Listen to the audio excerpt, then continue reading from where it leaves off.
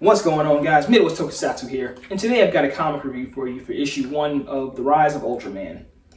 So we've known about this for quite a while because I believe this was first announced maybe back in February or March of this year.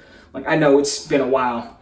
But we also knew that Kyle Higgins was brought on as writer, and we of course know him from Boom Comics Power Rangers fame, which is phenomenal, by the way. And the second writer is Matt Groom, which it says here.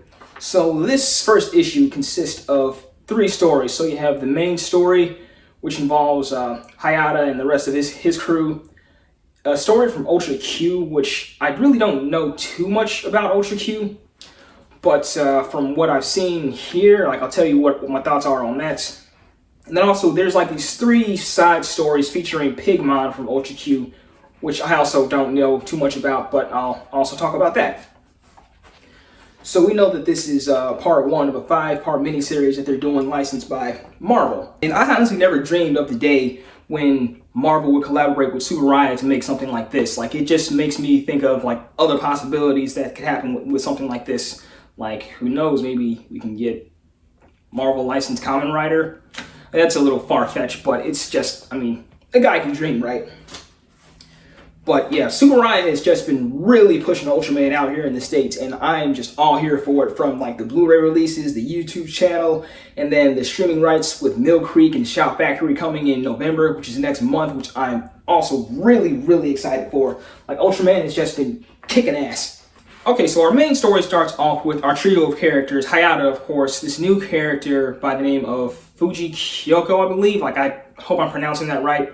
And also Captain Muramatsu, which he doesn't really look too much like the one from the show, because, of course, the one we know is also played by the same actor as Tachibana Tobe, but that's not really an issue. It starts off with Fuji as she's starting her new job at the Science Patrol, where it's not her first day, but she's still fairly new, and she's been brought on to work on this really big project called the K-Rays. And the K-Rays, what they are is they're the main sidearm weapon of any Science Patrol member, and she's asked to fix Muramatsu's. I'm going to keep forgetting that all throughout the review.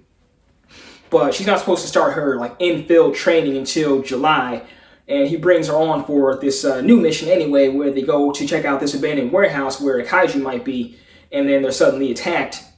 But right before anyone can get really hurt, that's when Hayata comes in, and this is where we find out that he's not a member. He took his entrance exams and failed for unknown reasons, as they talk about this over dinner, him and Fuji. So she got in and he didn't, and there's some kind of animosity between the two. Not too much, but just a little bit. But he still supports his friend in her success, though. So during the dinner date, Fuji gets a call from Muramatsu for another kaiju sighting. Well, not necessarily kaiju, but it's an energy signature, the likes of which they received years ago back in 1966, which I kind of forgot to touch upon here. But in the beginning of the issue, we see a scene where a pilot of the Science Patrol, he's caught in between this red and blue light, kind of like what we've seen in the first episode of Ultraman. And then it cuts to present day, to where there's a statue in his honor, where it says, "In memory of Moriboshi." So I assume that's Dan Moriboshi from Ultra 7, which that's not touched upon really here, so we'll just find out next issue, because I believe Ultra 7, he was previewed to appear in next issue, so we'll just find out then. So this energy signature that Muramatsu got, it's the same one that they received back in 1966. So it's him, Fuji, and Hayata. Now, Hayata's not supposed to really be here, but since he was with Fuji already and he was the only one that could take her to the site, they really had no choice. Plus, he's kind of already in the know about a lot of this, so it just makes sense. So they find the energy signature, and it's, of course, the same red and blue light that I just mentioned, and we kind of see Ultraman's head pop out from the distance, and it calls to, well, first, Hayata is ordered by Muramatsu to shoot it, but then it calls to him where he kind of forms this telepathic connection with him. He comes closer and closer to it, and that's kind of where the issue ends. So not too much happened here, but for a first issue, it's just introducing you to the cast of characters. And I can't really say too much in the way of if it was good or not. I guess that'll be determined when we see what happens next issue, because I don't think we were just given enough here to really make much of an opinion.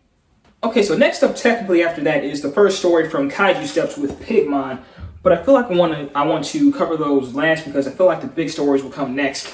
So next up is the Ultra Q story, which once again I don't know too much about Ultra Q, but from what I've seen here, I know it involves Pigmon. Well, not this story, but I know Ultra Q is where Pigmon comes from, and surprisingly in this issue they have Vemular, which I thought was just an Ultraman monster, but he's right there, plain and simple. But the focus here are these two agents from the Q organization. They're on a mission in France to try and capture Vemular. And while they do find him, they're also accompanied by these other team of French agents. It's really a fast-paced story, so like it's not going to be too long for me to cover this. So they fight Pigmon along with these other French agents, and they are from what is called the Expedition Scientifique Nationale. And there are agents Morheim, Dugat, and Commander Ansel. So once they kind of made their greetings, one of the French agents goes off on their own and meets up with this, I guess they're alien themselves, and they meet up with their boss. And another one of the agents follows after her accidentally, and apparently what he saw, he wasn't supposed to see, and she kills him, and that's kind of where it ends. So like I said, it was a very fast-paced story, but still, it was interesting to say the least. Okay, and the Kaiju Step stories are with Pigmon, and they're kind of like these one-page little side stories where they're funny in a way, and they star Pigmon and this other guy named Cadet Pierre from the Science Patrol. I've never heard of him, but the first one, it involves him like reminiscing on a time that he took on a kaiju, and he destroyed it without him. Well, he wasn't supposed to, because apparently for any abilities that they haven't quite worked with yet, they could kind of like reverse engineer that into their technology for the weapons like the K-rays and anything else they might have. And then the second story is after Ultra Q, and this one involves Pierre taking on a kaiju that kind of looks like a dinosaur, and he kind of like treats it like a dinosaur because him and Pigmon he tries to stand still to see if it'll go away, and it's still kind of like, it doesn't attack, but like it breathes on them and then just like walks away. And that's when Pigmon tells him, well, you know, I mean, kaijus aren't dinosaurs, so I mean, you can't really do the same procedures. Like, it doesn't work on them. And then the last one is with this one monster, actually, I don't know, he's like this octopus, squid, cloth monster. I actually recognize him from that one episode of Orb, funnily enough. And he causes this illusion to where he makes Pierre think that he has lobsters for hands. And like it's just it's harmless.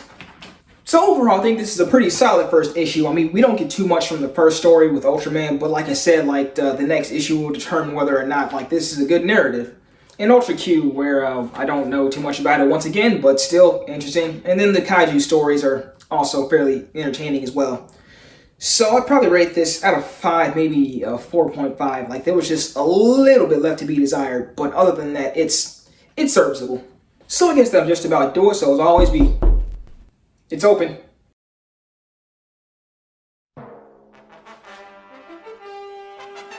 Ultraman? If I'd known you were coming, I would have had you in the review. Excuse me, I speak fluent Ultra.